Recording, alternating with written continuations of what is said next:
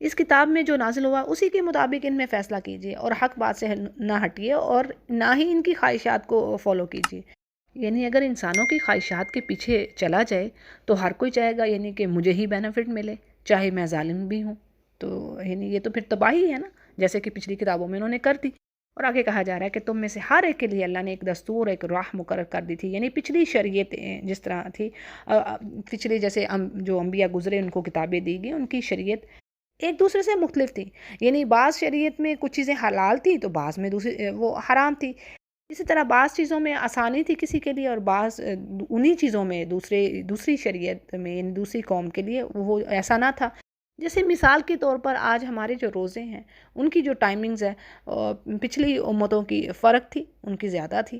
پھر اسی طرح قصاص کے معاملے کو دیکھ لیں، یعنی قتل کا بدلہ جو قتل آج ہمارے لیے دیت لینا بھی اللہ نے الاؤ کر دیا الحمدللہ، یعنی تخفیف ہے، یہ سہل ہے کام، یعنی خون بہا بھی لے سکتا ہے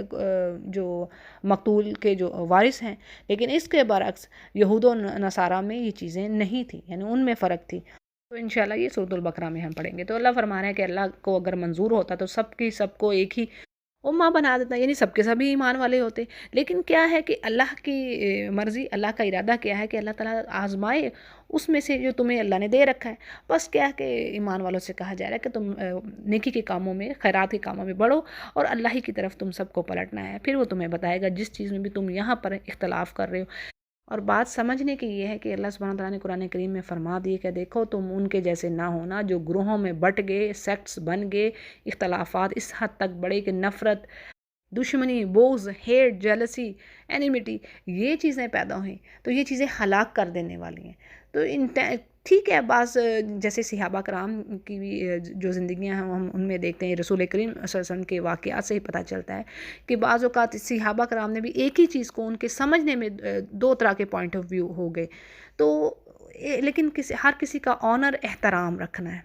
اور پھر جی آگے نبی سے کہا جا رہا ہے کہ آپ ان کے معاملات میں اللہ کے نازل کردہ احکام کے مطابق ہی فیصلہ کیجیے، اور ان کی پھر اگین یعنی کہ ان کی خواہشات کی تابعداری نہ کریں، اور ان سے آپ ہوشیار رہیں، یعنی یہ نہ ہو کہ یہ اللہ کے اتارے ہوئے حکم کو ادھر سے ادھر کریں، اور یہ اگر منہ پھیرتے ہیں اس چیز سے تو یقین کریں کہ اللہ کا ارادہ تو یہی ہے کہ ان کے بعض گناہوں کی سزا ادھر ہی دے ڈالے، اور اکثر لوگ بے حکم ہی ہوتے ہیں، یعنی اکثریت جو ہے نا فاسقین ہی کی ہے۔ پھر آگے ایک سخت بات کہی جا رہی ہے کہ یہ قرآن اور اسلام کے سوا کیا پھر پیچھے یعنی جاہلیت والا معاملہ چاہتے ہیں، یعنی اللہ کے دیے ہوئے نور کو چھوڑ کر یہ جاہلیت والے کاموں کو تلاش کرتے ہیں، تو یقین رکھیے ایسے لوگوں کے لیے اللہ سے بہتر فیصلہ اور حکم کرنے والا یعنی کون ہو سکتا ہے۔ پھر جی اگلی آیت میں ہمارے سیکھنے کو کیا چیز کہ اللہ سبحانہ تعالیٰ فرما رہے ہیں کہ اے ایمان والو تم یہود و نصاروں کو اپنا دوست نہ بناؤ، یہ ایک دوسرے کے ہی دوست ہیں، اور جو تم میں سے پھرے گا یعنی اللہ کی بات پر عمل نہیں ہو رہا تو بس وہی پھر وہ انہی میں سے ہوگا، اور بے شک اللہ تعالیٰ ایسی قوم کو ہدایت نہیں دیتا جو ظلم کرنے والی ہے۔ اور دیکھیں اس پر حدیث بھی ہے کہ آپ صلی اللہ علیہ وسلم نے فرمایا کہ جس نے جس طریقے کو، جس قوم کو فالو کیا وہ انہی میں سے ہوگا، انہی میں سے گنا جائے گا جن سے وہ محبت رکھ رہا ہے۔ اور یہ بات یہاں پر آئی ہے، اور سورہ آل عمران میں بھی 2 مرتبہ اللہ نے فرمایا کہ تم یہود و نصارہ کو دوست مت بناؤ، یعنی مومنین کو چھوڑ کر تم ان کو دوست نہ بناؤ، یعنی ان سے اپنے سیکرٹس، ولی نہ، اولیاء کا مطلب ہوتا ہے ولی، ایسا دوست جو آپ کا غمخوار ہو، آپ اس کو اپنے سیکرٹس بتا رہی ہیں، اپنے راز و نیاز ان سے کیے جا رہے ہیں، وہ کام نہ ہو۔ باقی اچھا سلوک کرنا ہے،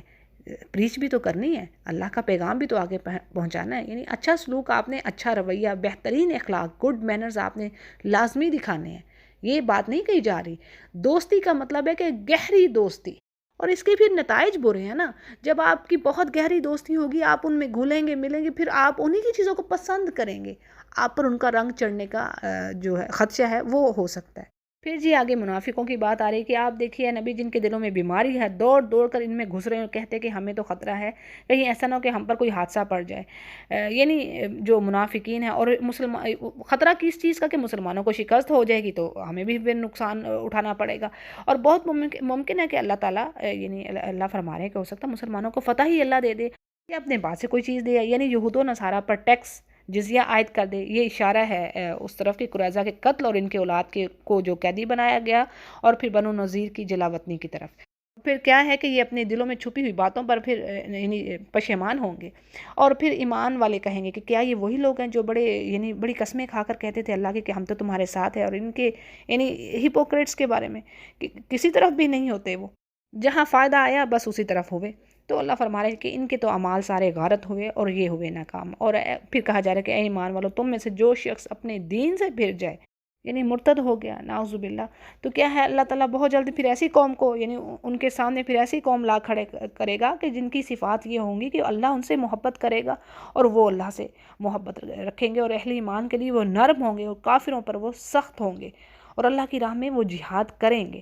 کسی ملامت کرنے والے کی ملامت کی وہ پرواہ نہ کریں گے۔ یعنی یہ اہل ایمان کی صفات ہیں یہاں پر، یعنی اللہ کی اطاعت اور فرمان برداری میں انہیں کسی کی پرواہ نہ ہوگی کہ کوئی کیا کہہ رہا ہے انہیں۔ پھر جی آگے کہا جا رہا ہے کہ یہ اللہ کا فضل ہے، جسے چاہے وہ دے، اور اللہ تعالیٰ بڑی وسعت والا اور زبردست علم والا ہے۔ اللہ تعالیٰ ہمیں بھی انہی میں سے کرے کہ جو سچے ایمان والے ہوں اور اللہ کی راہ میں خوب سٹرگل کرنے والے ہوں، انشاءاللہ آمین یا رب۔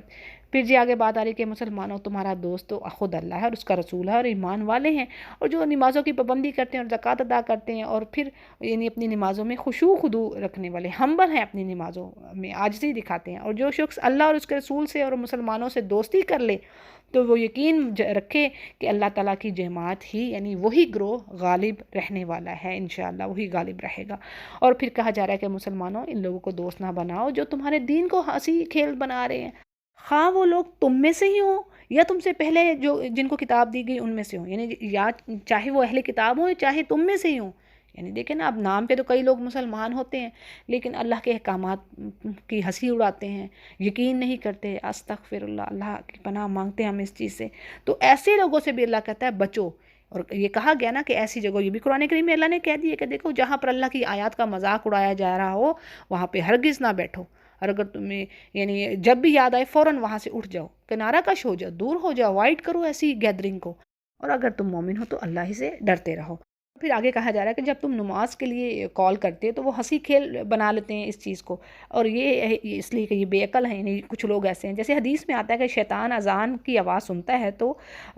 وہ بھاگ جاتا ہے وہاں سے، اور جب اذان ختم ہو جاتی ہے تو پھر آ جاتا ہے، اور تکبیر کے وقت پھر پیٹھ پھیر کر چل دیتا ہے، یعنی مڑ کے چلا جاتا ہے، اور جب تکبیر ختم ہو جاتی ہے تو پھر آ کر نمازیوں کے دلوں میں وسوسے پیدا کرتا ہے۔ صحیح بخاری اس کو روایت کر رہے ہیں۔ پھر کہا جا رہا ہے کہ اے نبی، ان یہودیوں اور نصرانیوں سے کہو کہ کیا تم ہم سے صرف اس وجہ سے دشمنی کر رہے ہو کہ ہم اللہ پر اور جو کچھ ہماری طرف نازل کیا گیا ہے یعنی جو کچھ اس سے پہلے اتارا گیا اس پر ہم ایمان رکھ رہے ہیں، یعنی یہ کوئی دشمنی کی وجہ ہے، لیکن بات یہ ہے کہ تم میں سے اکثریت فاسق ہیں۔ اور پھر آگے کہا جا رہا ہے کہ ان کو کہیے کہ کیا میں تمہیں بتاؤں یعنی اس سے بھی زیادہ برے اجر پانے والا کون ہے، یعنی انہی کی بات اللہ آگے فرما رہے ہیں کہ اللہ کے نزدیک ایسے لوگ کون سے ہیں جو سب سے زیادہ برے سزا پانے والے ہیں، وہ ہیں جن پر اللہ کی لعنت ہوئی اور اللہ کا غضب ہوا، اور ان میں سے بعض کو اللہ نے بندر اور بعض کو سور بنایا، اور جنہوں نے جھوٹے یعنی معبودوں کی پوجا کی، اور یہی لوگ بدترین درجے کے ہیں، اور یہی لوگ ہیں یعنی سیدھے راہ سے بھٹکے ہوئے ہیں۔ یعنی ایمان والوں کا قصور تو کچھ نہیں ہے سوائے اس کے کہ وہ پچھلی کتابوں کو بھی مان رہے ہیں اور اپنی کتاب کو بھی مان رہے ہیں، اور تم اپنے آپ کو نہیں دیکھتے کہ تمہارے اوپر اللہ کے غضب اور اللہ کی لعنت کی وجہ سے کیا کیا سزائیں تمہیں دنیا میں ملی۔ پھر جا کے کہا جا رہا ہے کہ اور جب تمہارے پاس یہ آتے ہیں تو کہتے ہیں کہ ہم ایمان لے آئے ہیں، حالانکہ وہ کفر لیے ہوئے ہی آتے ہیں اور اسی کفر کے ساتھ واپس چلے جاتے ہیں، اور جو کچھ یہ چھپاتے ہیں اللہ تعالیٰ خوب جانتا ہے۔ یعنی یہ منافقین کا یہاں پر ذکر آ رہا ہے کہ ایمان تو ہوتا نہیں تھا، بس آگے قسمیں کھاتے تھے کہ آپ اللہ کے رسول ہیں، ہم قسم کھا رہے ہیں، جھوٹی قسمیں۔ پھر جی کہا جا رہا ہے کہ آپ دیکھیں کہ ان میں سے اکثر گناہ کے کاموں کی طرف اور ظلم و زیادتی کی طرف اور حرام مال کھانے کی طرف لپکتے ہیں، نہایت ہی برا کام ہے جو یہ کر رہے ہیں۔ پھر جی کہا جا رہا ہے آگے، یعنی یہاں پر اہل کتاب ہی کی بات ہے کہ ان کے عابد اور عالم یعنی جو اسکالرز ہیں ان کے، وہ ان کو جھوٹی باتوں کے کہنے پر اور حرام چیزوں کے کھانے سے کیوں نہیں روکتے؟ بے شک برا کام ہے جو وہ بھی کر رہے ہیں، یعنی عالم خاموش ہیں اس بات پر، تو یہ بھی بہت بڑا جرم ہے۔ پھر جی کہا جا رہا ہے کہ یہودیوں نے کہا کہ اللہ کے ہاتھ بندھے ہوئے ہیں، یعنی کیسی کیسی فضول باتیں اللہ پر لگاتے ہیں، اور پیچھے سورہ آل عمران میں ہم پڑھیں گے کہ جو چیزیں اللہ نے حرام نہیں کی تھی وہ کہا جی کہ حرام کی ہوئی ہیں، اب یہاں پر کہہ رہے ہیں کہ اللہ کے ہاتھ بندھے ہوئے، اس سے کیا مراد ہے؟ تو بات یہ ہے کہ اللہ تعالیٰ جب اپنی راہ میں خرچ کرنے کی لوگوں کو ترغیب دیتا ہے اور اس کو اللہ قرض حسنہ کہتا ہے، تو یہودیوں نے کہا کہ اللہ تعالیٰ تو فقیر ہے اور لوگوں سے قرض مانگ رہا ہے، یعنی اس تعبیر کے حسن کو نہ سمجھ سکے جو بات میں چھپی ہوئی تھی۔ بات یہ ہے کہ سارا کا سارا مال تو اللہ ہی کا ہے، اللہ ہی کی تو میراث ہے، اور اگر تم اللہ ہی کے دیے ہوئے میں سے کچھ دے رہے ہو تو اس پر کیا احسان ہے اللہ پر؟ یعنی یہ تو تم اپنا ہی بھلا کر رہے ہو۔ اور جیسے اللہ نے سورۃ الحج میں فرما دی نا کہ جب تم قربانی دیتے ہو تو میرے پاس تو نہ خون پہنچتا ہے نہ گوشت جانور کا، تو کیا پہنچ رہا ہے؟ انسان کا تقوی۔ تو بے وقوفی کی بات ہے نا کہ وہ اس چیز کو سمجھے نا۔ پھر جی آگے بات آ رہی ہے کہ ان کے اس بات کی وجہ سے اللہ تعالیٰ فرما رہے ہیں کہ ان پر اللہ نے لعنت کی، بلکہ اللہ کے تو دونوں ہاتھ کھلے ہوئے ہیں، جس طرح چاہتا ہے خرچ کرتا ہے، اور جو کچھ تیری طرف آپ کے رب کی جانب سے انہیں آ رہا ہے نبی، وہ ان میں سے اکثر تو سرکشی اور کفر میں ہی ان کو بڑھا رہا ہے۔ یعنی یہ جو کتاب ہے نا، اس پر وہ ایمان نہیں لا رہے بلکہ اور اپنے کفر میں ہی بڑھ رہے ہیں، اور ہم نے ان میں آپس میں قیامت تک کے لیے دعوت اور یعنی اینیمیٹی اور ہیٹ رکھ دی ہے، یعنی یہ سزا کے طور پر ان کے کفر کی وجہ سے۔ پھر آگے کہا جا رہا ہے کہ وہ جب کبھی بھی لڑائی کی آگ کو بھڑکانا چاہتے ہیں تو اللہ تعالیٰ اسے بجھا دیتا ہے۔ یعنی جب بھی آپ صلی اللہ علیہ وسلم کے اگینسٹ یا مسلمانوں کے اگینسٹ وہ پلاننگ کرتے ہیں، سازش کرتے ہیں، تو اللہ تعالیٰ ان کی چالوں کو پھر تباہ کرتا ہے، اور یہ ملک بھر میں فساد ہی مچاتے پھرتے ہیں، اور اللہ تعالیٰ فسادیوں سے ہرگز محبت نہیں کرتا۔ اور آگے بڑی اہم بات، اللہ فرما رہا ہے کہ اگر یہ اہل کتاب ایمان لے آتی اور تقوی اختیار کرتے تو ہم ان کی برائیاں معاف فرما دیتے، یعنی گناہ معاف ہوتے اور انہیں اللہ راحت اور آرام کی جنتوں میں لے جاتا۔ اور اگر یہ لوگ تورات اور انجیل اور جو کچھ اللہ کی طرف سے نازل ہوا ان کی کتابوں میں اس کے پورے پابند ہوتے تو یہ لوگ اپنے اوپر سے نیچے سے روزیاں پاتی اور کھاتی، یعنی سبحان اللہ، یہ برکات اور رحمتیں اللہ کی برستی اگر یہ اپنی کتابوں پر عمل کرنے والے ہوتے۔ تو آج یہی میسج ہمارے لیے ہے کہ آج ہم بھی اگر اپنی قرآن کو پکڑتے ہیں تو ہم ایسے ذلیل نہ ہوں۔ اکثر ممالک کا آپ حال دیکھیں کہ ایسا یعنی فقر نے اس قدر کفر تک ان کو پہنچا دیا ہے کہ انہیں دال روٹی کے سوا کچھ سمجھ نہیں آتی بات۔ سارے مسئلے ان کے وہیں سے شروع ہوتے ہیں اور وہیں پر ختم ہوتے ہیں، یعنی نعوذ باللہ سارے دن کی محنت کے بعد بھی وہ بیچارے گھر بار چلانا ان کے لیے مشکل ہوا پڑا۔ تو اگر لیکن دیکھیں اکثریت کو دیکھیں تو سجدہ نہیں کر رہی، اور اوپر نیچے کا جو ذکر ہے نا، یعنی وہ مبالغہ ہے، یعنی کثرت رزق کی اللہ دیتا اگر یہ اچھے کام کر رہے ہوتے، اللہ کے احکامات پر عمل کر رہے ہوتے۔ یہ بات کہی جا رہی ہے اور یہ ہمارے لیے بھی میسج ہے، ٹھیک ہے جی۔ پھر آگے فرمایا جا رہا ہے کہ یعنی ایک گروپ تو ان میں سے یعنی درمیانی راہ پر ہے، باقی ان سب میں سے یعنی یہ برے اعمال کرنے والے ہیں، یعنی اکثریت تو ایمان کا راستہ نہیں لیے ہوئے۔ ہاں کچھ لوگ ہیں جو ایمان والے ہو گئے، جیسے اس سے مراد عبداللہ بن سلام وغیرہ اور جو کچھ اور یہودی مدینہ میں مسلمان ہوئے۔ پھر آگے نبی سے کہا جا رہا ہے کہ جو آپ کی طرف اللہ نازل فرما رہا ہے آپ اس کو آگے پہنچائیے، اور اگر آپ نے ایسا نہ کیا تو اللہ کی رسالت کا حق ادا نہ کیا، اور آپ کو اللہ تعالیٰ ایسے لوگوں سے بچا لے گا، یعنی جو یہ پلاننگز کر رہے ہیں، جو طعنہ تشنیع کر رہے ہیں، ہر چیز سے اللہ بچائے گا، اور بے شک اللہ تعالیٰ کافروں کی رہنمائی نہیں کرتا۔ اور پھر کہا جا رہا ہے کہ نبی ان یعنی اہل کتاب سے کہہ دو کہ تم کسی چیز پر نہیں ہو جب تک کہ تم تورات اور انجیل کو اور یعنی جو تمہارے رب کی طرف سے چیز آئی ہے اس کو قائم نہ کرو، اور جو کچھ آپ کی طرف آئی یعنی قرآن کریم، تو ایسا ہے کہ ان کی شرارتیں اور انکار ہی اس چیز سے اور بڑھ رہا ہے، اور آپ ان کافروں پر غم نہ کھائیے۔ یعنی بات یہ ہے کہ آپ کا کام ہے میسج دے دینا، باقی ہدایت کس کو آتی وہ تو اللہ کے ذمہ ہے، اللہ کو معلوم ہے کہ جس نے ہدایت کی طرف آنا ہے، ایمان کی طرف آنا ہے، اور جس نے نہیں ایمان کی طرف آنا ہے، یعنی جس پر کلمہ عذاب ثابت ہو گیا۔ پھر آگے خوشخبری ہے ایمان والوں کے لیے، اور ان میں صرف امت مسلمہ نہیں باقی لوگ بھی آ رہے ہیں، جیسے کہا جا رہا ہے کہ بے شک وہ لوگ جو ایمان لائے، اور اسی طرح وہ لوگ جو یہودی ہوئے، ستارہ پرست ہوئے، نصرانی تھے، اور جو بھی اللہ اور قیامت کے دن پر ایمان رکھنے والا ہے اور نیک عمل کرنے والا، تو بے شک وہ یعنی اس پر کوئی خوف اور نہ غم ہوگا قیامت کے روز۔ یعنی یہ وہ لوگ ہیں جو اپنے اپنے وقت میں اپنے اپنے انبیاء کو صحیح طریقے سے فالو کرتے رہے، اور ایک یعنی اللہ کی توحید پر قائم رہے، ٹھیک ہے۔ یعنی یہ وہ لوگ ہیں جو سچے لوگ تھے، یہ وہ لوگ نہیں جنہوں نے بعد میں تبدیلیاں کر دی اور الٹی راہوں پر چلے، یہ وہ لوگ جنہوں نے صحیح طریقے سے اپنی کتابوں کو پکڑا اور جب کہ وہ صحیح حالت میں موجود تھی، ٹھیک ہے۔ یعنی پیچھے بھی تو دیکھیں نا، اب بنی اسرائیل میں جو ہم پڑھتے ہیں تو اب وہ مسلمان ہی تھے نا، جو پچھلی قوم وہ مسلم امہ ہی تو تھی، تو بعد میں پھر انہوں نے چینجز کی اور تبدیلیاں کی اور پھر خرابیاں پیدا ہوئی، ٹھیک ہے جی۔ تو یہ ان کی بات ہو رہی ہے، یہاں پر اچھی طریقے سے سمجھ لیجئے گا۔ پھر جی آگے بات آ رہی ہے کہ اللہ فرماتے ہیں یقیناً ہم نے عہد لیا بنی اسرائیل سے، اور ہم نے ان میں یعنی رسول بھیجے، اور جب بھی کوئی رسول ان کے پاس آیا اور جو ان کی خواہشات کے مطابق کام نہیں کرتا تھا تو ان کا ایک فریق اس کو جھٹلاتا اور کوئی فریق ان کو قتل کرتا، یعنی انبیاء کا ناحق قتل کرتے۔ وجہ یہ کہ یعنی وہ انبیاء ایسی باتیں ان کو کہتے تھے جو ان کے دلوں کو نہیں لگ رہی ہوتی تھی، وہ ان کے منافع کے نفع کے اگینسٹ جا رہی تھی۔ کیا سمجھے بیٹھے تھے کہ کوئی پکڑ ہی نہ ہوگی اللہ کی، یعنی اندھے اور بہرے بن کر بیٹھے رہے۔ اور پھر جس نے توبہ کی اللہ نے اس کی توبہ بھی قبول کی، اور اس کے بعد بھی یعنی اکثریت نے انہی کو فالو کیا، اکثر یعنی ان میں اندھے اور بہرے ہی تھے، اور اللہ نظر رکھے ہوئے ہے جو یہ کام کر رہے ہیں۔ پھر جی اگلی آیت میں عیسائیوں کی بات آ رہی ہے، یعنی یقیناً انہوں نے کفر کیا جنہوں نے یہ بات کہی کہ مسیح ابن مریم اللہ کا بیٹا ہے، اور ایون مسیح یعنی عیسیٰ علیہ السلام نے خود سے کہا کہ اے بنی اسرائیل تم اللہ کی عبادت کرو، جو میرا بھی رب ہے تمہارا بھی رب ہے، اور جو اللہ کے ساتھ شرک کرے گا فقد حرم اللہ علیہ الجنہ، یعنی جس نے شرک کیا اللہ کے ساتھ حرام کر دی ہے جنت اس پر اللہ نے، اور اس کا ٹھکانہ آگ ہے، اور ظالموں کا کوئی مددگار نہیں۔ یعنی یہ بات تو خود عیسیٰ علیہ السلام نے کہہ دی ان کی کتاب میں۔ پھر اگلی آیت میں ایک اور گروہ کی بات آ رہی کہ جنہوں نے یہ بات کہی، یعنی لَقَدْ كَفَرَ الَّذِينَ قَالُوا إِنَّ اللَّهَ ثَالِثٌ ثَلَاثَةٌ، یعنی جنہوں نے کہا کہ اللہ تین میں سے ایک ہے۔ تو یہ کون سا فرقہ ہے؟ یعنی یہ ایک سیٹ ہے جو کہ تین خداؤں پر بلیو کر رہا ہے، کہ وہ کہتے ہیں کہ یہ تین خدا ہیں، ٹھیک ہے، اور جن کو وہ اقانیم ثلاثہ کہتے ہیں، یعنی ٹرینٹی پر بلیو کر رہے ہیں۔ اور یہ تین خدا کیسے انہوں نے بنا لیے؟ یعنی عیسیٰ علیہ السلام کو، اور ان کی والدہ مریم کو، اور تیسرے اللہ کو، یعنی یہ ان تینوں کو ہی الہ کہہ رہے ہیں۔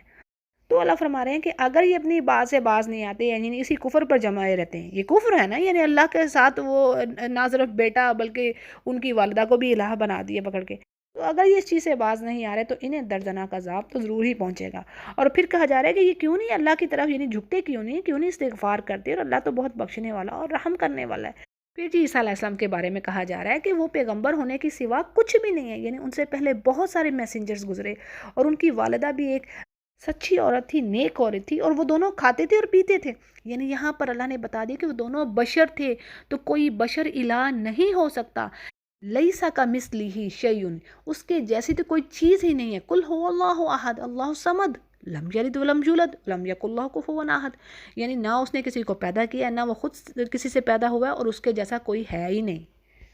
اور پھر آگے اللہ فرما رہے ہیں کہ دیکھو ہم کس طرح ان کے سامنے دلیلیں رکھ رہے ہیں کہ یہ غور و فکر کریں، سمجھیں، لیکن پھر بھی اس سے یعنی پھرے جا رہے ہیں۔ پھر کہا جا رہا ہے کہ نبی کہہ دیجئے کہ تم اللہ کے سوا جن کی بھی بات کر رہے ہو، نہ وہ تمہارے کسی نقصان کے مالک ہے اور نہ ہی نفع کے،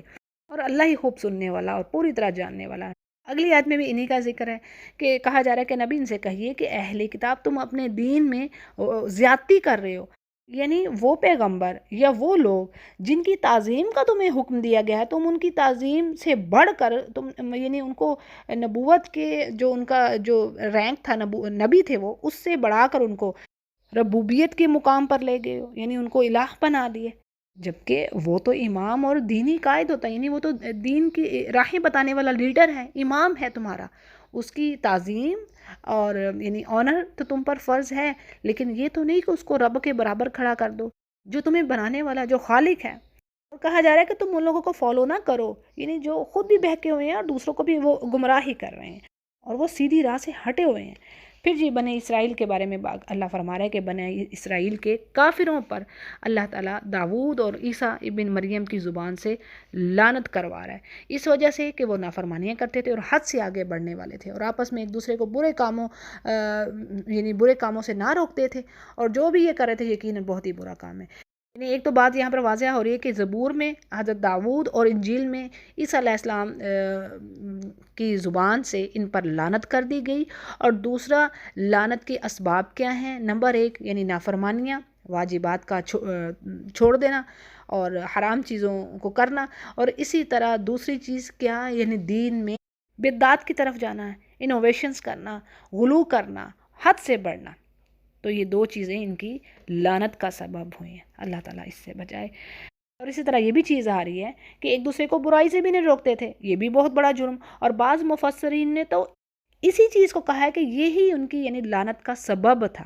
یعنی کہ اچھائی کو پھیلانا چھوڑا اور ایک دوسرے میں برائی دیکھتے تو اس کو نہ روکتے۔ اسی طرح حدیث کے الفاظ ہیں کہ آپ صلی اللہ علیہ وسلم نے فرمایا کہ تم میں سے جو شخص کسی برائی کو دیکھے تو اسے چاہیے کہ اسے اپنے اس برائی کو ہاتھ سے روکے، اور اگر اس کی طاقت نہ رکھتا ہو تو زبان سے روکے، اور اگر اس کی طاقت بھی نہ ہو تو دل سے اسے برا ضرور سمجھے، اور یہ ایمان کا کمزور ترین درجہ ہے، اس کو مسلم روایت کریں۔ اسی طرح ایک اور حدیث کے الفاظ ہیں کہ یقیناً اللہ تعالیٰ خاص لوگوں کے عمل یعنی گناہوں کی وجہ سے عام لوگوں کو عذاب نہیں دیتا، یہاں تک کہ جب عام لوگوں کا حال یہ ہو جائے کہ وہ برائی اپنے درمیان ہوتے دیکھیں اور اس پر وہ تنقید نہ کریں، یعنی روکے نہ، حالانکہ وہ اس چیز پر قادر ہوں کہ ان کو روک سکتے ہوں۔ تو جب ایسا ہونے لگے تو اللہ تعالیٰ کا عذاب عام اور خاص سب لوگوں کو اپنی لپیٹ میں لے لیتا ہے۔ اسی طرح دوسری روایت میں یہ بھی بات آتی ہے کہ جو اس فریضے کو چھوڑتا ہے تو پھر کیا ہوتا ہے کہ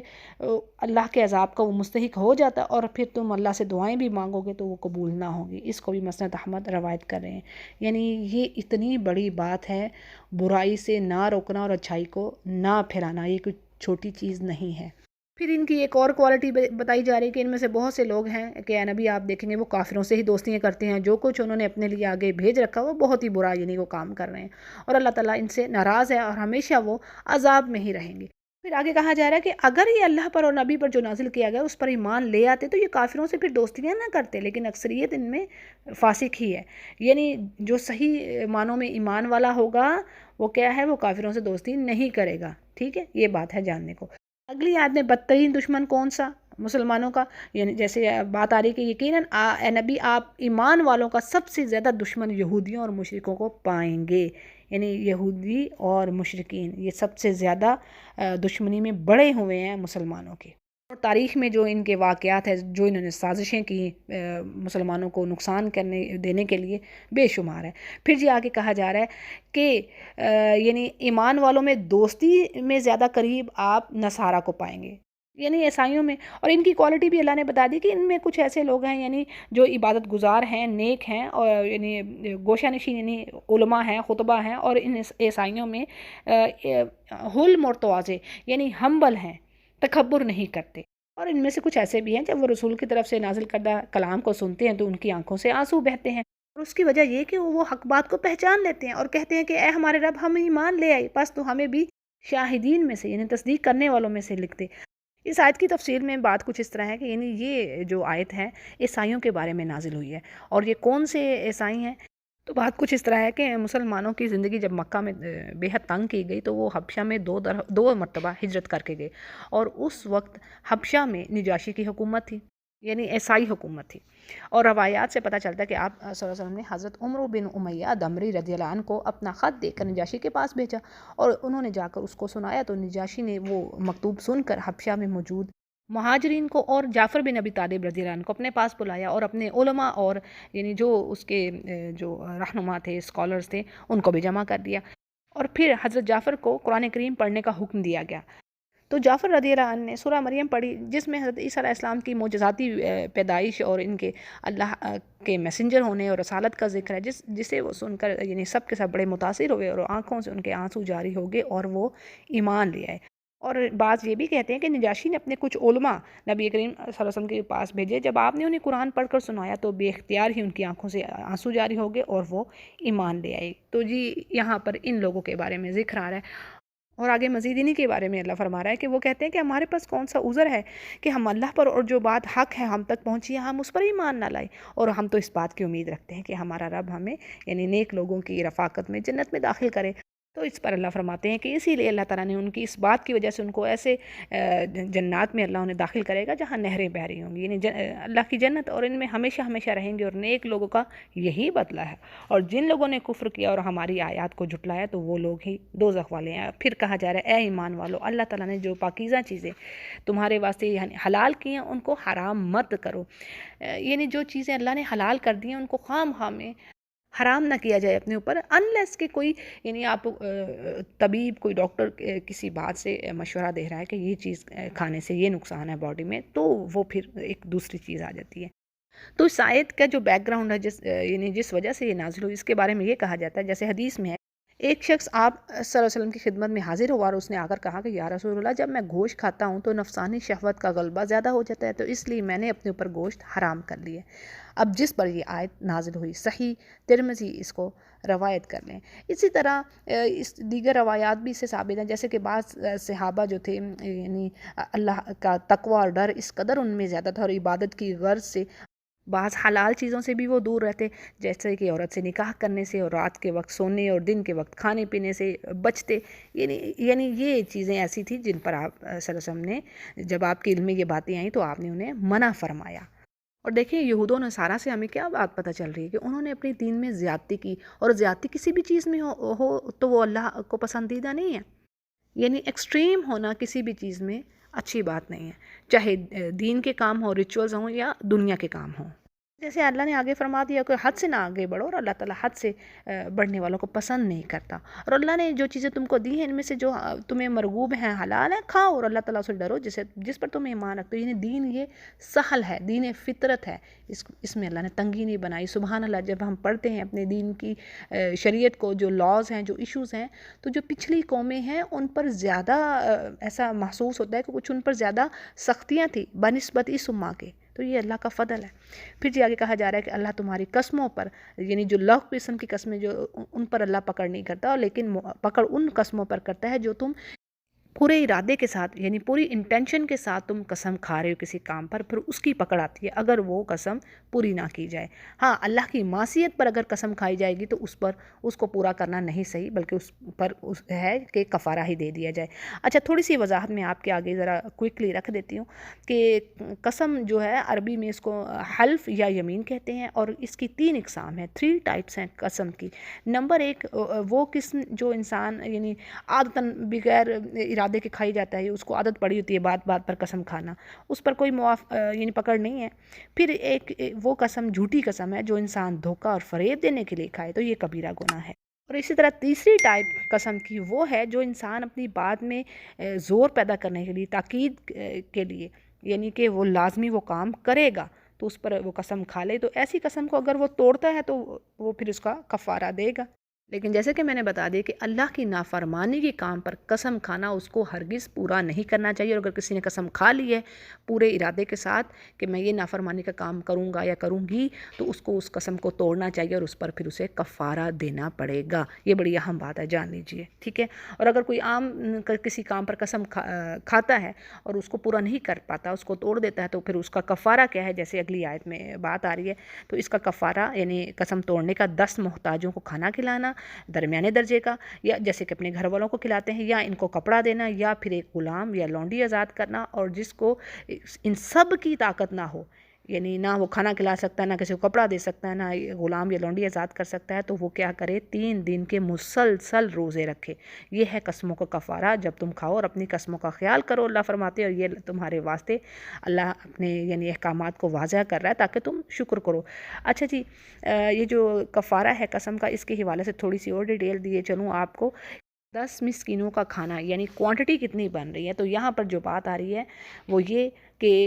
6 کلو خوراک کفارہ بن رہی ہے 10 مسکینوں کا، یعنی بغیر سالن کے، ٹھیک ہے، جو تفسیر میں بات آ رہی ہے۔ تو یہ فقہا نے یعنی یہ بات مختصر کر کے آگے رکھی ہے کہ 10 مسکینوں کا کھانا 6 کلو جو خوراک ہے نا وہ بن رہی ہے۔ اسی طرح روزوں کے بارے میں بھی آپ سن لیجئے کہ یہاں پر 2 رائے آ رہی ہیں، یعنی ایک گروپ آف سکولرز وہ کہتے ہیں کہ پے در پہ مسلسل روزے 3 رکھے جائیں، اور ایک جو گروپ ہے وہ کہتا ہے کہ یعنی بریک دے دے کے بھی آپ رکھ سکتے ہیں، یعنی دونوں طرح سے جائز ہیں۔ اچھا جی، اگلی آیت میں شراب کی حرمت کے بارے میں ذکر ہے، اور کہا جا رہا ہے کہ اے ایمان والو، بات یہ ہے کہ شراب اور جوا اور تھان وغیرہ اور پانسے کے تیر، یہ سب گندی اور شیطانی باتیں ہیں، ان سے بالکل الگ رہو تاکہ تم فلاح پاؤ۔ اور شیطان تو یہ چاہتا ہے کہ شراب اور جوئے کے ذریعے سے تمہارے آپس میں یعنی دشمنی اور بغض کروائے، اور اللہ کی یاد سے تمہیں دور کرے، نماز سے بھی تم کو روکے، اور اب تم یعنی اس چیز سے باز آ جاؤ کہ اللہ نے ان سب چیزوں کو حرام کر دیا۔ اور یہ جو بات آ رہی ہے نا، جوا گیمبلنگ ہوگی، اور تھان وغیرہ پانسے کے تیر، یعنی مشرکین کیا کرتے تھے کہ یہ تیروں کے ذریعے فال گیری کرتے، اور کسی تیر پر لکھا ہوتا ہے کہ اس کام کو کرو، جیسے پیچھے بھی ہم نے پڑھ لیا، اور کسی تیر پر لکھا ہوتا ہے یہ کام نہ کیا جائے، اور کسی تیر پر لکھا ہوتا کہ یعنی کچھ بھی نہیں ہے، تو پھر دوبارہ سے وہ فال گیری کرتے۔ پھر اسی طرح گوشت کی تقسیم میں بھی تیروں کے ذریعے وہ کرتے، تو اس طریقے سے ہوتا کیا، کسی کو کچھ حصہ مل جاتا، کسی کو کچھ بھی نہ ملتا۔ اور اس طرح جو شراب ہے اس کو ام الخبائث کہا گیا ہے حدیث میں۔ ام الخبائث یعنی ہر خبیث چیز کی جڑ، ہر برائی کی ماں۔ اسی طرح اس کو چابی بھی کہا گیا، ہر برائی کی چابی ہے، یعنی یہ کام کوئی انسان پہلے کرتا ہے، اس کے بعد وہ سب اس کے برے کام کر لیتا ہے، یعنی جب اپنے ہوش و حواس میں وہ نہ رہا تو پھر اس کے بعد سارے برے کام کر لے گا۔ اس لیے کہا جا رہا ہے کہ تم اللہ رسول کی تابعداری کرو، یعنی اس کے اوبیڈینٹ رہو، اور اس چیز سے بچو، یعنی احتیاط کرو، وانٹ رہو۔ اور اگر تم منہ پھیر رہے ہو اس چیز سے، تو یعنی کہنا نہیں مان رہے اللہ کا، تو پھر اللہ کا رسول کے ذمہ تو یہی ہے کہ تمہیں وہ صاف صاف بات پہنچا دے، اور دیکھیں یہ جو چیزیں ہیں، یہ آیات میں جو باتیں پڑھ لی، شراب اور جوا وغیرہ، آپ دیکھیں اس کے دنیاوی نقصانات کس قدر ہیں۔ چلیں جی دین کو تو آپ ایک سائڈ پہ کیجئے، دین نے تو منع کیا ہے، لیکن دنیا کے کیا نقصان ہے؟ کیسے انسان جو شرابی ہے، جواری ہے، ڈپریشن کا شکار ہے، آخر میں یعنی اس قدر نفسیاتی مریض بنتا ہے کہ وہ ان دا اینڈ خودکشی کی طرف جاتا ہے۔ یعنی اس میں تو کوئی دنیا کے بھی فائدے نہیں ہیں، دنیا کے بھی فلاح نہیں ہے، تو آخرت کی کیسی چیز ہوگی؟ اور ایسی چیز جو مینٹلی اور فزیکلی دونوں طرح سے تباہ کر دینے والی۔ اچھا جی، اگلی آیت کا مفہوم دیکھنے سے پہلے یہاں پر میں تفسیر میں بات آپ کے آگے جو وہ رکھ دوں، وہ یہ کہ بعض صحابہ کے ذہن میں یہ بات آئی، یعنی شراب کی حرمت کے بعد، کہ ہمارے کئی ساتھی جنگوں میں شہید یا فوت ہو گئے جبکہ وہ شراب پیتے رہے تھے۔ تو اب یہ آیت اتری ہے جس میں یہ بات کہہ دی گئی، یعنی شراب کی حرمت مکمل طور سے واضح ہوگی، تو اب اس چیز پر کیا یعنی بات ہوگی؟ تو بات ایسی ہے، یعنی اللہ نے قرآن کریم میں ایک اور جگہ پر یہی اس کو واضح کیا کہ جب تک کہ اللہ کسی چیز کو بتا نہیں دیتا، واضح نہیں کر دیتا کہ اس کام کو اس طرح کرنا ہے، اس طرح کرنا ہے، تب تک اللہ پکڑ نہیں کرتا۔ یعنی جب چیز آپ کے علم میں آ گئی، آپ کو سمجھ آ گئی، اب آپ نے جان بوجھ کر اس کام کو نہ کیا تو آپ کی پکڑ آئے گی۔ ٹھیک ہے، اس طرح حدیث میں نے پہلے بھی رکھی ہے، اور پھر ہم دیکھتے ہیں اتھینٹک حدیث ہے کہ 3 چیزیں جس پر اس امت کی پکڑ نہیں آ رہی۔ ایک کیا کہ لا علمی میں آپ سے کوئی کام ہو گیا، یعنی آپ کو علم نہیں ہے اس چیز کا، لیکن آپ سے گناہ کا کام ہو گیا، اس پر پکڑ نہیں آ رہی۔ پھر اسی طرح بھول کر آپ سے کوئی کام ہو گیا، ٹھیک ہے، ارادہ نہیں تھا آپ کا، بھول چوک سے وہ کام ہو گیا، یا خطا سے کوئی کام ہو گیا، تو اس پر پکڑ نہیں آ رہی۔ اسی طرح وہ کام جو جس پر کسی کو کوئی مجبور کر رہا ہے، یعنی جبراً اس سے وہ کام لے رہا ہے، تو اس پر بھی اس گناہ کی پکڑ نہیں آتی۔ ٹھیک ہے، یعنی وہ دل سے نہیں چاہ رہا لیکن کوئی دوسرا اس کو مجبور کر رہا ہے۔ یہاں پر یہ بات واضح ہوگی، یعنی کہ اس وقت تک، یعنی جب وہ فوت ہو گئے پچھلے صحابہ، اگر وہ شراب پیتے رہے تو اس وقت تک اللہ نے تو انہیں بتایا نہیں تھا، تو ان پر پھر پکڑ نہیں آئے گی۔ جیسے اللہ فرما رہے کہ وہ لوگ جو ایمان لائے اور نیک عمل کیے، ان پر کوئی گناہ نہیں اگر وہ یعنی کر چکے ہیں، جبکہ وہ لوگ تقوی والے ہوں اور خوب نیک عمل کرنے والے ہوں، اور اللہ تعالیٰ نیکوکاروں کو پسند کرتا ہے۔ پھر جی آگے بات آ رہی ہے کہ اے ایمان والو، اللہ تعالیٰ تمہیں ایک شکار یعنی امتحان کرے گا تمہارا شکار کے ذریعے سے، جن کے یعنی وہ شکار تمہارے ہاتھوں کے قریب ہوں گے، تاکہ اللہ تعالیٰ جان لے کہ کون شخص بنا دیکھے اللہ سے ڈر رہا ہے اور کون سا شخص حد سے گزرنے والا، اور پھر اس کے لیے دردناک عذاب ہے۔ یعنی یہاں پر ایمان والوں کا امتحان لیا گیا، ٹیسٹ کیا گیا انہیں۔ یعنی ٹیسٹ کس چیز میں ہوتا ہے؟ جو چیز آپ کی فیوریٹ ہوتی ہے، پسندیدہ ہوتی ہے، اور اس میں پھر اللہ آپ کو آزماتا ہے کہ اس کو دور کر کے یا کسی طریقے سے آپ کو آزمائش میں ڈال کے کہ آپ کرتے کیا ہیں۔ تو یہ انسانوں کو آزمانے کا طریقہ ہے اللہ کا، یہ سنت ہے اللہ کی۔ اچھا جی، یہاں پر بات آتی ہے کہ شکار جو چیز تھی نا، عربوں کی معاش کا ایک خاص یعنی ایک بات تھی، ایک عنصر تھا، اس لیے حالت احرام میں اس چیز سے منع کر دیا گیا، یعنی ایز اے ٹیسٹ ان کے لیے۔ اور خاص طور پر حدیبیہ میں قیام کے دوران کثرت سے شکار صحابہ کے قریب آتے تھے، یعنی بالکل ہاتھوں کے قریب۔ اب شکار کے لیے شکاری کتنی ایفرٹ کرتا ہے، اور اللہ ان کے بالکل ہی قریب یعنی کر رہا ہے کہ یہ لو۔ لیکن کیا ہے کہ جو اللہ سے ڈرنے والے تھے، انہوں نے تو اس چیز کو، یعنی یہ آزمائش تھی ان کی، حالت احرام میں وہ شکار نہیں کر سکتے تھے۔ جی اگین وہی حکم آ رہا ہے کہ اے ایمان والو، تم شکار کو مت قتل کرو جب تم حالت احرام میں، اور جو شخص تم میں سے جان بوجھ کر قتل کرے گا تو اس پر فدیہ واجب ہوگا، اور جو کہ ایکول ہوگا اسی جانور کو جس کو اس نے قتل کیا، یعنی جو جانور اس نے احرام کی حالت میں مارا ہے اسی کے برابر، یعنی قد و قامت میں بھی برابر ہو، قیمت میں برابر ہونا، کچھ کے نزدیک نہ بھی ہو تو فرق نہیں پڑتا، لیکن جسمانی طور پر قد و قامت میں وہ ویسا ہی ہو۔ جیسے مثال کے طور پر ہرن کو قتل کیا، یعنی ڈیئر کو، تو اس کے جو برابر کا جانور ہوگا وہ بکری ہے، اور گائے کی مثل نیل گائے ہے۔ اور اس میں یہ بھی بات آ رہی ہے کہ وہ جانور جو قتل کیا گیا، اگر اس کے مثل کوئی دوسرا جانور نہیں دستیاب، اویلیبل نہیں ہے، تو کیا ہے کہ اتنی ہی جتنی کہ اس جانور کی قیمت ہے، اس قیمت کے مطابق غلہ خرید کر مکہ کے مساکین میں تقسیم کیا جائے گا۔ یعنی فدیہ یا جانور یا اس کی قیمت، 3 چیزیں ہو گئیں، فدیہ، جانور یا اس کی قیمت کعبہ پہنچائی جائے گی، اور کعبہ سے مراد حرم ہے۔ اچھا، اس میں ایک ایکسیپشن ہے، یعنی موذی جانوروں کا قتل جائز ہے چاہے آپ احرام کی حالت میں بھی ہوں، یعنی وہ جانور جو کہ کسی کی زندگی کے لیے نقصان دہ ہیں، لیتھل ہیں جانور۔ جیسے سانپ کے بارے میں کوئی اختلاف نہیں، یعنی اس کو قتل کر دینے میں۔ پھر اسی طرح کچھ اور علماء نے بھیڑیے، درندے، چیتے اور شیر کو بھی اور وہ کتا بھی جو کاٹنے والا ہو، یعنی ان سب کا قتل جائز قرار دیا ہے۔ مجھے امید ہے آیت کا یہ اوپر والا حصہ آپ پر واضح ہو گیا ہوگا، یعنی حالت حرام میں شکار کس چیز کا شکار منع کیا گیا، اور اگر ہو گیا تو پھر اس پر فدیہ کیا ہے، اور پھر کن جانوروں کو قتل کیا جا سکتا ہے۔ تو اللہ فرما رہا ہے کہ جو چیزیں جو گزر چکی ہیں، یعنی اللہ نے پچھلی چیزوں کو معاف کیا، اور جو شخص پھر سے وہی چیز کرتا ہے تو اللہ تعالیٰ اس سے انتقام لے گا، اور وہ زبردست انتقام لینے والا ہے۔ یعنی بات یہ بھی ہے کہ یہ جو عمرہ اور حج یہ شعائر اللہ ہیں، ان کی تعظیم، ادب اور احترام، آنر بہت ہائی ہے، اور یعنی ان کو سیریس لینا چاہیے چیزوں کو۔ پھر جی آگے کہا جا رہا ہے کہ تمہارے لیے دریا کا شکار پکڑنا اور اس کا کھانا حلال کر دیا گیا، یعنی دریا کا شکار،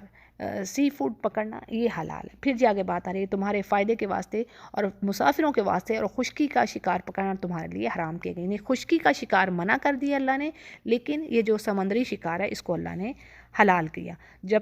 اگر تم یعنی حالت حرام میں بھی ہو تو اس کا بھی یعنی سمندری شکار حلال ہے، اور اللہ سے ڈرو جس کے پاس تم جمع کیے جاؤ گے۔ اور پھر جی وہ چیزیں جن کا آنر اور ادب مسلمانوں پر لازم ہے، جیسے اللہ فرما رہا ہے کہ اللہ نے کعبہ کو جو کہ ادب کا مکان ہے لوگوں کے قائم رہنے کا سبب قرار دیا، اور عزت والے مہینے کو بھی، یعنی یہ بھی حرمت والا مہینہ ہے۔ پھر اسی طرح حرم میں جو قربانی والے جانور جاتے ہیں ان جانوروں کو بھی یعنی جن کے گلے میں پٹے ہوں، تو یعنی یہ سب ان کی تعظیم اور حرمت ایمان والوں پر لازم ہے۔ یہ اس لیے کہ تاکہ تم اس بات کا یقین کر لو کہ بے شک اللہ آسمان اور زمین کے اندر کی ہر چیز کا علم رکھتا ہے، اور بے شک وہ سب چیزوں کو خوب جاننے والا ہے، اور تم یقین جانو کہ اللہ کی سزا یعنی وہ سخت سزا دینے والا بھی ہے، اور بڑی مغفرت اور رحمت والا بھی ہے، اور رسول کے ذمے تو صرف بات کو پہنچا دینا ہے، اور اللہ سب جانتا ہے جو تم ظاہر کر رہے ہو جو تم چھپا رہے ہو۔ اور آپ فرما دیجئے کہ ناپاک اور پاک برابر نہیں ہو سکتے، چاہے ناپاک کی کتنی ہی کثرت آپ کو بھلی لگ رہی ہے۔ یعنی یہاں پر حرام اور حلال کی بات کو اللہ نے واضح کر دیا، ٹھیک ہے، بات سمجھنے کی ہے۔ یعنی جس چیز میں ناپاکی ہے، خبث ہے، یعنی خبیث چیز ہے، چاہے وہ باتوں میں ہو، اشیاء میں ہو، یعنی مال و دولت چاہے حرام کا کتنی ہی کثرت میں ہو، لیکن وہ حلال کا مقابلہ نہیں کر سکتا، یعنی ایک جیسی چیزیں ہو ہی نہیں سکتی، کیونکہ حلال تھوڑا بھی ہوگا تو اس میں اللہ نے برکت رکھی ہوگی، وہ بڑھے گا، گرو کرے گا، جبکہ حرام کو اللہ بڑھاتا نہیں ہے۔ تو اسی لیے ایمان والوں سے کہا گیا کہ اللہ سے ڈرو اے عقل مندو، تاکہ تم فلاح پاؤ۔ پھر جی آگے مومنوں سے کہا جا رہا ہے کہ اے ایمان والو، تم ایسی باتیں یعنی بہت زیادہ باتیں مت پوچھو، سوالات نہ کرو، اگر وہ تم پر ظاہر کر دی جائیں تو تمہیں ناگوار ہوں، اور اگر یعنی جب قرآن کریم نازل ہو رہا ہے تو اس وقت تم وہ باتیں پوچھو گے اور تم پر وہ فرض کر دی جائیں تو تمہارے لیے ایک اور مشقت کا کام، یعنی خود نبی کریم صلی اللہ علیہ وسلم صحابہ کو زیادہ سوالات کرنے سے منع فرمایا کرتے تھے، اور ایک حدیث میں ہے کہ آپ نے فرمایا مسلمانوں میں وہ سب سے بڑا مجرم ہے جس کے سوال کرنے کی وجہ سے کوئی چیز حرام کر دی گئی، حالانکہ اس سے پہلے وہ حلال تھی۔ صحیح بخاری اس کو روایت کرتے ہیں۔ اور بات یہ کہ اللہ تعالیٰ غفور ہے اور حلیم ہے۔ پھر جی آگے کہا جا رہا ہے کہ تم سے پہلی قوموں نے بھی اس طرح کے سوالات کیے، اور پھر یعنی جب ان پر وہ باتیں لاگو ہوگی، واجب کر دی، تو وہ پھر ان باتوں سے پھر گئے، یعنی سوالات کر کر کے اپنے اوپر تو بوجھ ڈلوا لیا، تو پھر وہ کام کیا نہ جب واجب ہو گیا۔ اسی طرح ایک شخص کی مثال آتی ہے کہ نبی کریم صلی اللہ علیہ وسلم سے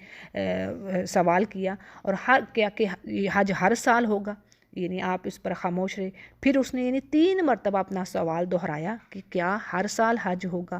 تو پھر آپ نے فرمایا کہ اگر میں ہاں کہہ دیتا تو حج ہر سال فرض ہو جانا تھا، اور اگر ایسا ہو جاتا تو ہر سال حج کرنا تمہارے لیے ممکن نہیں تھا۔ صحیح مسلم اس کو روایت کرتے ہیں۔ سبحان اللہ، یہ ہیں باتیں سمجھ کی۔ اسی لیے دین میں بلا وجہ بے تکے سوالات نہیں کرنے چاہیے، جب تک کہ یعنی کوئی ایسا سالڈ کوئی ریزن ہے، آپ کو واقعی بات سمجھ نہیں آ رہی تو اس کو سمجھ کے لیے تو ضرور کوشچن کریں، یعنی فضول باتوں سے، سوالات سے بچنا چاہیے۔ اور یہ بھی حدیث میں آتا ہے کہ آپ صلی اللہ علیہ وسلم نے فرمایا کہ تم سے پہلی امتوں کی جو ہلاکت ہوئی تو ان کا سبب ایک یہ بھی تھا کثرت سے سوال کرنا اور اپنے انبیاء سے پھر اختلاف کرنا، یعنی سوالات بھی کیے اور پھر ان سے ڈس ایگری بھی ہوئے۔ پھر جی آگے بات آ رہی ہے کہ اللہ فرماتے ہیں کہ اللہ نے نہیں بنایا بحیرہ اور نہ ہی سائبہ اور نہ ہی وسیلہ اور نہ ہی حام کو یعنی یہ جو لسٹ ہے ان جانوروں کے ناموں کی لسٹ ہے جو اہل عرب اپنے بتوں کے نظر کیا کرتے تھے، یعنی ان کو خوش کرنے کے لیے قربانی کرتے ہیں، اور اس میں مختلف تفسیریں بھی کی گئی ہیں۔ جیسے کہ ایک تفسیر میں یہ بات آتی ہے کہ بحیرہ وہ جانور جس کا دودھ دوہنا چھوڑ دیا جاتا تھا اور اس کو بتوں کے لیے یعنی مخصوص کر دیا جاتا تھا، پھر کوئی شخص اس کے تھنوں کو ہاتھ نہ لگاتا۔ اسی طرح صاحبہ وہ جانور جسے بتوں کے لیے آزاد چھوڑتے اور اسے سواری کے لیے پھر وہ استعمال نہ کرتے، نہ اس پر بوجھ لاتے۔ پھر اسی طرح وسیلہ وہ اونٹنی جس نے کئی مرتبہ فیمیل اونٹنی کو ہی پیدا کیا، یعنی مادہ ہی اس سے پیدا ہوئی ہو، ایسی اونٹنی کو بھی وہ بتوں کے لیے آزاد چھوڑ دیتے۔ اور حام وہ میل اونٹ جس کی نسل سے کئی بچے ہو چکے ہوتے، تو اس کو بھی وہ یعنی سواری کے کام نہ لیتے اسے اور بتوں کے لیے چھوڑ دیتے، اور اسے وہ حامی کہتے۔ تو یہ جی ان بتوں کے نام ہے۔ تو اللہ فرما رہے ہیں کہ اللہ نے تو ایسا کوئی حکم دیا نہیں، یہ کافر اللہ پر جھوٹ لگاتے ہیں اور اکثر ان میں عقل ہی نہیں رکھتے۔ اور جب ان سے کہا جاتا ہے کہ اللہ نے جو تمہیں احکامات بتائے ہیں، نازل کیے ہیں، ان کی طرف اور رسول کی طرف بڑھو، تو وہ کیا کہتے ہیں کہ ہم کو تو بس وہی کافی ہے جس پر ہم نے اپنے بڑوں کو دیکھا ہے، اور گرچہ ان کے بڑے بھی کچھ عقل نہیں رکھتے اور نہ ہی ہدایت ہے ان کو۔ پھر جی بڑی اہم بات، یعنی اللہ سبحانہ تعالیٰ فرما رہے ہیں ایمان والوں سے کہ اے ایمان والو، تمہارے لیے تمہارے یعنی نفس ہیں، اگر تم سیدھے راہ پر چل رہے ہو تو تمہارا کوئی نقصان نہیں کر سکتا۔ اچھا، تفسیر میں جو بات ہے اس آیت کے حوالے سے کہ بعض لوگوں کے ذہن میں یہ بات آئی کہ اپنی اصلاح کر لی جائے تو ٹھیک ہے، یہی کافی ہے، یعنی امر بالمعروف اور نہی عن المنکر، دوسروں کو اچھی بات کی طرف بلانا اور برائی سے روکنا، یہ کام ضروری نہیں ہے۔ لیکن اس کا مطلب یہ نہیں، بلکہ مطلب یہ ہے کہ ایک مسلمان کا فرض تو یہی ہے کہ وہ پہلے اپنی اصلاح کرے، لیکن جہاں برائی ہوتے ہوئے دیکھے اس کو ضرور روکے، جیسے کہ پیچھے بھی میں نے حدیث بیان کر دی۔ اور بات یہ ہے کہ اللہ ہی کی طرف سب کو لوٹنا ہے، اور پھر وہ انسانوں کو بتائے گا جو وہ عمل کرتے رہے۔ اگلی آیت میں وصیت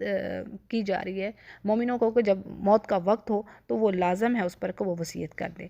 جیسے کہا جا رہا ہے کہ یعنی تم میں سے کوئی دو لوگ سفر پر ہوں اور کسی ایک پر یعنی موت آن پڑے، تو اب کیا ہے کہ یعنی سفر میں یہ کچھ یا پھر شدید بیماری کی حالت میں جب بچنے کی امید نہ رہے، تو کیا ہے، دو عادل گواہ بنا کر وہ یعنی مرنے والا جو ہے وہ وصیت کر دے،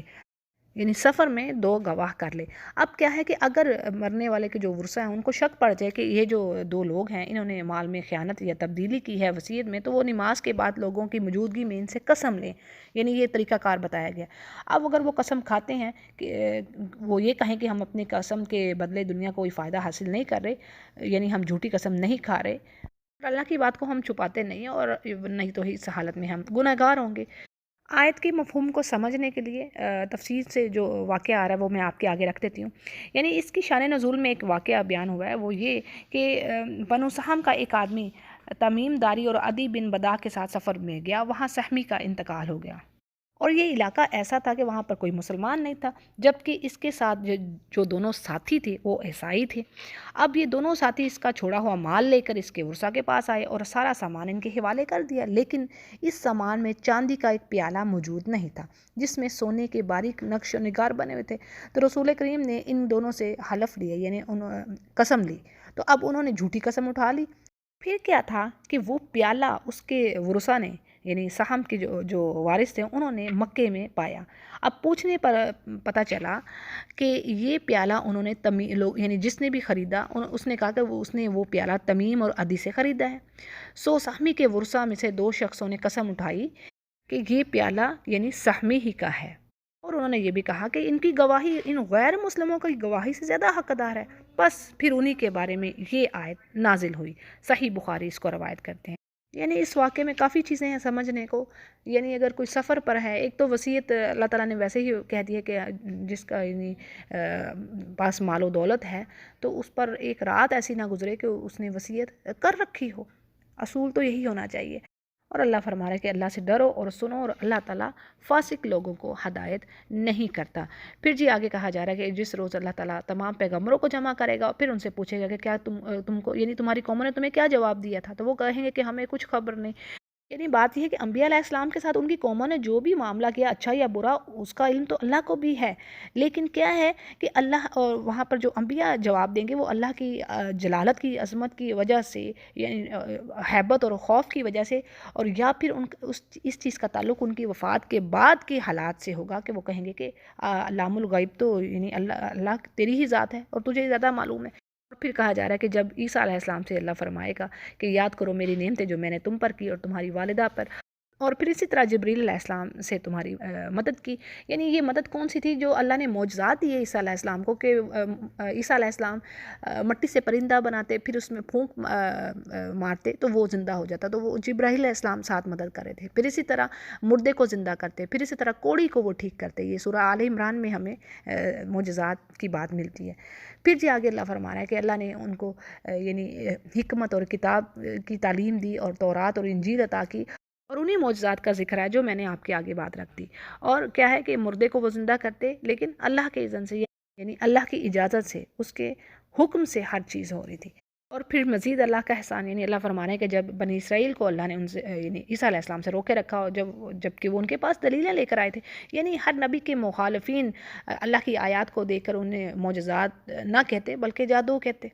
اور بنی اسرائیل میں جو کافر تھے انہوں نے بھی یہی کام کیا، یعنی جو نشانیاں لے کر آئے عیسیٰ علیہ السلام کہنے لگے یہ تو جادو ہے۔ اور پھر آگے کہا جا رہا ہے عیسیٰ علیہ السلام کو جب اللہ نے یعنی وحی کی، یعنی یہاں پر وہی الہام کی بات ہو رہی ہے کہ الہام کیا حواریین، یعنی وہ لوگ جو عیسیٰ علیہ السلام کے فالوورز تھے، جو ان کے ساتھ ایمان لائے، ان کے ساتھی تھے، ان کے مددگار بنے، ان کو حواری کہا جاتا ہے۔ ٹھیک ہے جی، تو اللہ نے ان کو الہام کیا کہ وہ مجھ پر اور میرے رسول پر ایمان لائیں، اور انہوں نے کہا کہ ہم ایمان لاتے ہیں اور آپ گواہ رہیے کہ ہم پورے فرما بردار ہیں۔ اور وہ وقت بھی یاد کیجئے کہ جب حواریوں نے عرض کیا، یعنی انہوں نے عیسیٰ علیہ السلام کے آگے ایک ڈیمانڈ رکھی کہ کیا آپ کا رب ایسا کر سکتا ہے کہ ہم پر آسمان سے ایک دسترخوان نازل فرمائے، یعنی مائدہ، ایسا برتن یا بڑی ٹرے یا پلیٹ جس میں کھانا ہو۔ اور دسترخوان کا ترجمہ اس لیے کر لیا جاتا ہے کہ اس میں کھانا چنا ہوا ہوتا ہے۔ اسی مناسبت سے اس سورہ کا نام بھی سورۃ المائدہ ہے۔ تو اس پر عیسیٰ علیہ السلام نے فرمایا کہ تم اللہ سے ڈرو اگر تم اللہ پر ایمان رکھنے ہو، یعنی یہ جو چیز تم مانگ رہے ہو، یہ جو معجزہ تم کہہ رہے ہو، کہیں تمہاری آزمائش کا سبب نہ بن جائے، اور معجزہ آنے کے بعد قوم کی طرف سے ایمان میں کمزوری عذاب کا باعث بھی ہو سکتی تھی، اسی لیے عیسیٰ علیہ السلام نے اس چیز سے انہیں روکا۔ تو اس پر وہ بولے کہ ہم تو چاہتے ہیں کہ ہم اس میں سے کھائیں اور ہمارے دلوں کو اطمینان ہو، اور ہمارا یقین اور بڑھ جائے کہ آپ نے ہم سے سچ بولا ہے اور ہم گواہی دینے والوں میں سے ہو جائیں گے۔ یعنی ان کے جواب میں انہوں نے آگے اپنی یہ بات رکھ دی۔ تو پھر عیسیٰ علیہ السلام نے اس پر یعنی ان کے لیے دعا کی کہ اللہ اے ہمارے رب ہم پر آسمان سے کھانا نازل فرما، اور وہ جو یعنی وہ ہمارے لیے، یعنی ہمارے اول جو لوگ ہیں جو بعد میں آنے والے ہیں سب کے لیے ایک خوشی کی بات ہو جائے۔ تو دیکھیں یہاں پر عید کا مطلب کیا ہے، یعنی کوئی ایسا قومی تہوار جس کا مقصد، جس کا آبجیکٹیو یہ ہو کہ پوری ملت اجتماعی طور پر ٹوگیدر اللہ تعالیٰ کا شکر ادا کرے اور اس کی تکبیر و تحمید کرے۔ ٹھیک ہے، اور جس کا اظہار یعنی عیسیٰ علیہ السلام نے یعنی اپنی خواہش کا اظہار کیا، تو اور اس کا مطلب بھی یہی تھا کہ وہ اس دن کو یعنی اللہ کی تعریف، اس کی تکبیر، اس کی بڑائی، اس کی تعریف کے لیے کر دیں۔ عیسیٰ علیہ السلام نے کہا ایک چیز تو ہمارے لیے یعنی خوشی کی بات ہو جائے، اور دوسری طرف یہ بھی ہو کہ تیری طرف سے ایک نشانی ہو جائے، اور تو ہمیں رزق عطا فرما، اور تو سب سے بہترین رزق دینے والا ہے۔ تو اس پر اللہ فرماتے ہیں کہ میں یعنی کھانا تم لوگوں پر نازل کرنے والا ہوں، پھر جو شخص اس چیز یعنی اس حق بات کو دیکھ کر پلٹ گیا تو اس کو میں ایسی سخت سزا دوں گا جس کو یعنی ایسی سزا جو کہ جہان والوں میں سے کسی کو نہ دی ہو۔ اچھا جی، تفسیر میں جو بات آ رہی ہے کہ یہ جو دسترخوان تھا آسمان سے اترا یا نہیں، تو اس کے بارے میں کوئی صحیح اور یعنی روایت اور حدیث نہیں ہے، لیکن اس پر بھی آپ یوں کہہ لیں کہ دو طرح کی رائے ہے۔ کچھ علماء، جمہور علماء جو کچھ امام ہیں، وہ اس بات کے قائل ہیں کہ جی یعنی دسترخوان اللہ نے بھیجا کیونکہ اللہ کا وعدہ یقیناً سچا ہے، لیکن اللہ کی طرف سے یقینی وعدہ وہ اس لیے بھی نہیں کہہ رہے کیونکہ اگلے جو الفاظ ہے فَمَن یکفر، یعنی اللہ نے ایک شرط بھی ساتھ رکھ دی نا کہ اب اگر اس کے آنے کے بعد کوئی نہ مانا تو پھر اس کو سزا ہوگی۔ اب اسی وجہ سے دوسرے علماء کہتے ہیں کہ جی اللہ تعالیٰ کی طرف سے یہ شرط سن کر انہوں نے کہا کہ ہمیں اس کی ضرورت ہی نہیں ہے، یعنی تفسیر میں دو چیزیں آ رہی ہیں، یعنی یہ شرط سن کر انہوں نے انکار کیا تو پھر وہ دسترخوان یعنی وہ سینڈ ڈاؤن ہی نہیں ہوا۔ اور امام ابن کثیر کی بھی رائے اسی طرف ہے، جس میں اور بہت سارے امام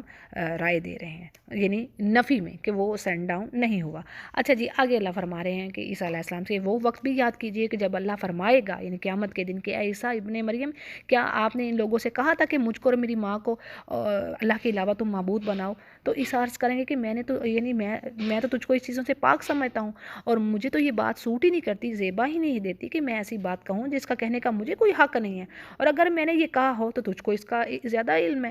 اور تو میرے دل کی بات کو بھی جانتا ہے، اور تیرے نفس میں کیا ہے یہ میں نہیں جانتا. یعنی یہ وہ اپنے رب سے بات کر رہے ہیں، اور تمام غیبوں کا جاننے والا تو ہی ہے. یعنی اللہ سوال کریں گے اور اس کے جواب میں یہ ساری باتیں عیسیٰ علیہ السلام کہیں گے. اور پھر آگے عیسیٰ علیہ السلام کہیں گے کہ میں نے تو ان سے کچھ نہیں کہا مگر صرف وہی جو تو نے مجھ سے کہنے کو کہا. یعنی میں تو تیرا بندہ تھا، میسنجر تھا، جو تو نے کہا میں نے وہی میسج دیا، اور کہ اللہ کی بندگی اختیار کرو جو میرا بھی رب ہے اور تمہارا بھی رب ہے. اور میں ان پر گواہ رہا جب تک کہ میں ان میں تھا. پھر جب تو نے مجھے اٹھا لیا تو پھر تو ہی جانتا ہے ان کے حالات کو، اور تو ہر چیز برخبر رکھنے والا ہے. پھر عیسیٰ علیہ السلام آگے کہتے ہیں کہ اے رب، اگر تو ان کو سزا دیتا ہے تو یہ تیرے بندے ہیں، اور اگر تو ان کو معاف فرماتا ہے تو زبردست حکمت والا ہے. اب دیکھیں اسی سے ریلیٹڈ ایک حدیث ہے یعنی نبی کریم صلی اللہ علیہ وسلم کے بارے میں کہ میدان محشر میں کچھ امتی آپ کی طرف آئیں گے تو فرشتے ان کو پکڑ کر دوسری طرف لے جائیں گے، اور آپ فرمائیں گے کہ ان کو آنے تو یہ تو میرے امتی ہیں. تو فرشتے آپ کو کہیں گے کہ اے محمد، آپ نہیں جانتے کہ آپ کے بعد انہوں نے دین میں کیا کیا بدعتیں ایجاد کی ہیں. تو جب آپ یہ سنیں گے تو آپ نے فرمایا کہ میں بھی اس وقت یہی کہوں گا جو عیسیٰ علیہ السلام نے کہا کہ اے میرے رب، جب تک میں ان میں تھا زندہ تب تک تو میں گواہ تھا، لیکن جب تو نے مجھے فوت کر دیا تو پھر تو ہی ان کا رقیب تھا ان پر. یعنی پھر جو عیسیٰ علیہ السلام نے یہ بات کہی کہ اللہ اگر تو بخشے تو تیرے بند ہے، اور اگر تو سزا دے تو بھی یعنی تجھے کوئی روکنے والا تو نہیں ہے. تو اس کا مطلب یہ ہے کہ ان کا معاملہ اللہ تیرے ہی والے ہے، اور تیرے کاموں کے اور تیرے حکم کے بارے میں تجھ سے کوئی پوچھ نہیں سکتا. یعنی اس بات میں سبحان اللہ، اللہ کی عظمت اور اس کی جلالت، اس کی سوورنٹی کا اقرار بھی ہے، اور ساتھ اللہ سے عفو اور مغفرت کی التجا بھی آ رہی ہے. تو اللہ فرمائے گا کہ آج کا دن ایسا ہے کہ جو ایمان والے ہیں، جو سچے ہیں، ان کا ایمان لانا آج کام آئے گا، اور ان کو ایسے باغات ملیں گے جن کے نیچے وہ نہریں بہری ہوں گی، جن میں وہ ہمیشہ رہیں گے، اور اللہ تعالیٰ ان سے راضی ہوا اور یہ اللہ سے راضی اور خوش ہیں. اور یہی بہت بڑی کامیابی ہے. اللہم جعلنا منہم، اللہم جعلنا منہم، اللہم جعلنا منہم. اللہ ہمیں اور ہمارے پیاروں کو ان میں سے کرے جن سے اللہ راضی ہو جائے. ہمارے کام تو ہے نہیں بالکل یا رب، تو کرم کرنے والا ہے، فضل کرنے والا ہے، تو غفور الرحیم ہے. پھر جی آگے کہا جا رہا ہے کہ اللہ ہی کے لیے ہے ملک و سماوات، یعنی کہ آسمان و زمین کی بادشاہت اور جو کچھ اس میں ہے، اور وہ ہر چیز پر قادر ہے. تو جی الحمدللہ ہمارا چھٹا پارہ بھی مکمل ہوا. وآخر دعوانا ان الحمدللہ رب العالمین.